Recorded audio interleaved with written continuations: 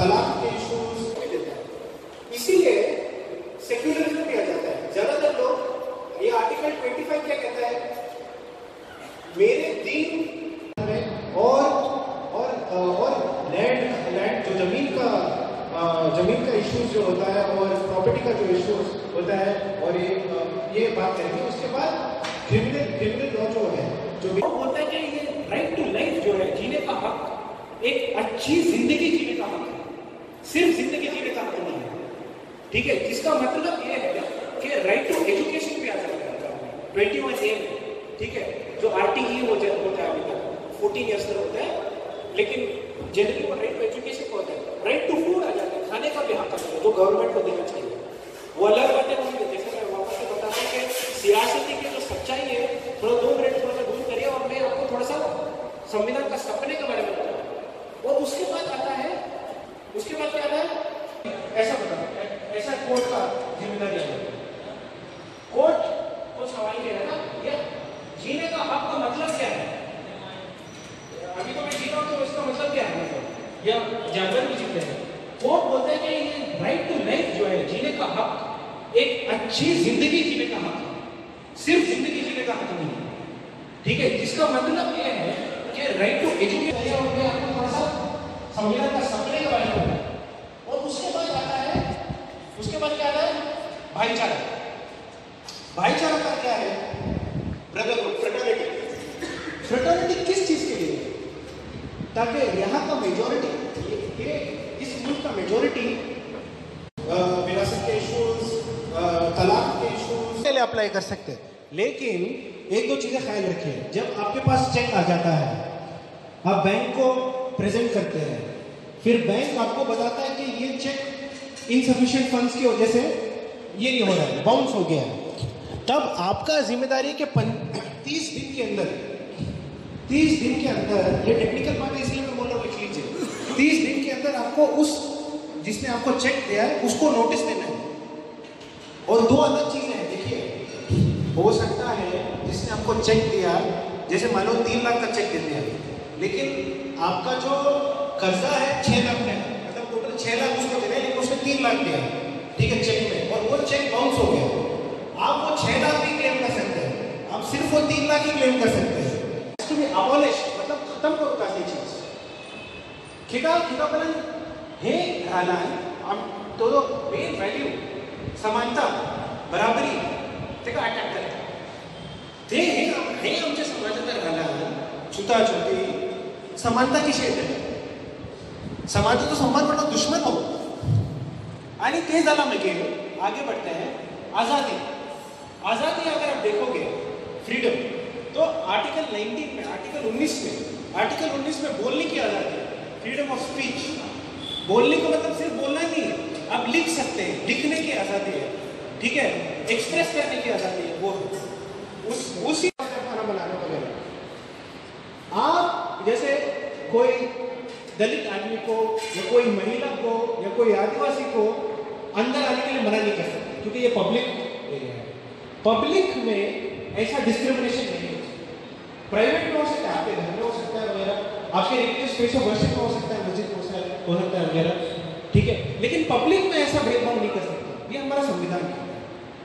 बहुत कुछ इन्होंने कवर किया है और मेरा बहुत ही बर्डन हल्का कर दिया। तो initially what I want to speak on is, see first of all मैं थोड़े औरतों के हुकूक के ऊपर जो संविधान के मुताबिक, संविधान के दायरे के अंदर औरतों के सिलसिले में क्या, बात के सिलसिले में जो डिस्प्यूट्स होते हैं, ज़मीन के सिलसिले में जो कानून है उसके बारे में सारा बात करूँगा। और उसके बाद जो फाइनेंशियल कंपनी, जो खास करके ये आजकल जो पॉन्जी स्कीम वगैरह चला, डिस्प्यूट्स होते हैं ज़मीन के सिलसिले में जो कानून है उसके बारे में सारा बात करूँगा। और उसके बाद जो फाइनेंशियल कंपनी, जो खास करके ये आजकल जो पॉन्जी स्कीम वगैरह चला, क्योंकि मेरे तहकीकात के बिना मुझे ऐसे डिक्लेयर करना मेरी तरफ से भी गलत है। हमको इन्वेस्टिगेट करना पड़ेगा, पहले देखना पड़ेगा उनके पास जितने उनकी टीम है वो कॉर्पोरेट गवर्नेंस फॉलो करती है कि नहीं, जो कंपनीज एक्ट के मुताबिक या prevention of money laundering act के मुताबिक, ये सारे जो है लेजिस्लेशन के मुताबिक, कानून के मुताबिक ये कानून फॉलो कर रहे हैं या नहीं, उसको जो है या फिर इंटरनल ऑडिटर्स हैं कि नहीं, या एक्सटर्नल ऑडिटर्स से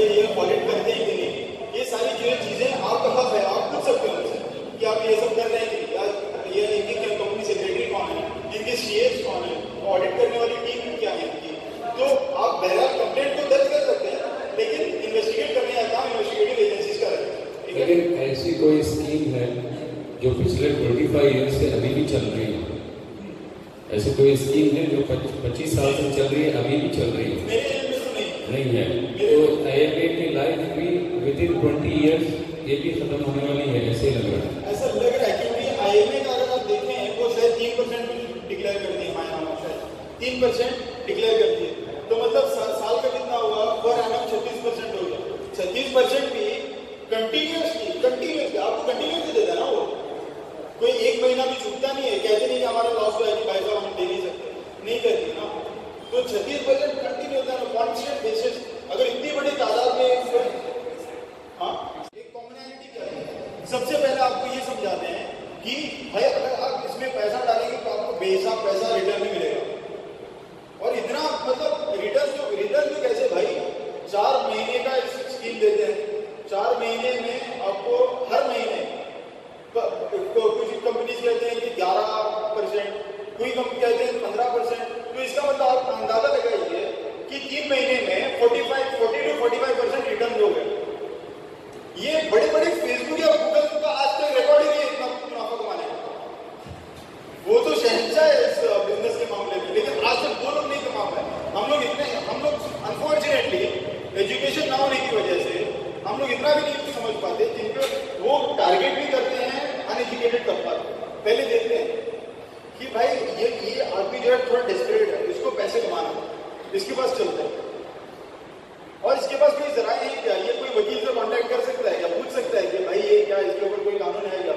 नहीं पूछ सकता, ये नहीं पूछेगा, ये उतना शाना नहीं है, ये जो है अपने पेज पे खेलेगा, इसको ये सेफ है हमारे लिए। तो that they become very vulnerable.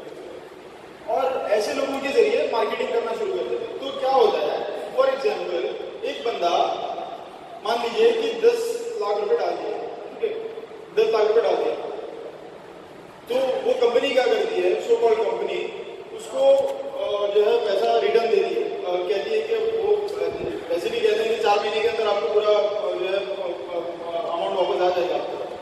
मायना 25,000 रुपये मिलेंगे, सॉरी 1.5 लाख रुपये, 2.5 लाख रुपये मिलेंगे, 2.5 लाख रुपये मिलेंगे, राइट। तो उसको मिलता रहता है, 1-2 महीने तक मिलता है, वो खुश हो जाता है, भाई मुझे 2.5 लाख रुपये मिलेंगे। तो वो और 4 लोगों को जाके बता देता है। वो कहता है कि यहाँ पर भाई 2.5 लाख रुपये महीने में मिल रहा है। तो वो एक और 10 लोगों को ले आता है। तो 10 लोग जैसे ही पैसा डालते हैं, उनके पैसे से वो जो पहला बंदा है जिसने 10 लाख रुपए डाले थे, उनके 10 लोगों के पैसे से थोड़े थोड़े करके उसको भी देने लगता है, उन्हीं के पैसे से। और ये जो बाकी जो नीचे वाले 10 लोग हैं, उनको अपने ही पैसे मिल रहे हैं। और जो बाकी ये 10 लोग 100 लोग को जाके बताएंगे, 100 लोग भी आएंगे वापस, जब जाएंगे मुर्गियों की तरफ। वो 100 लोगों को भी लगेगा कि भाई मुझे भी पैसा मिलेगा, कि 100 लोगों का जो है पैसा इकट्ठा करके 10 लोगों को दिया जाता है। बाकी वो 100 लोग क्या करते हैं, 1000 लोगों को ले आते हैं, 1000 लोगों का पैसा जो है 100 लोगों को मिलता है। आप समझ रहे हैं, this is the vicious cycle that they play out. और ये पहला मामला नहीं है, ये शुरू हुआ था कनाडा में। तो पॉन्जी करके एक बंदा था, तो उसी के नाम पे जो है इसके स्कैम को जो है उसका नाम दिया गया कि पॉन्जी स्कैम। उसने पहले शुरुआत की थी इसकी।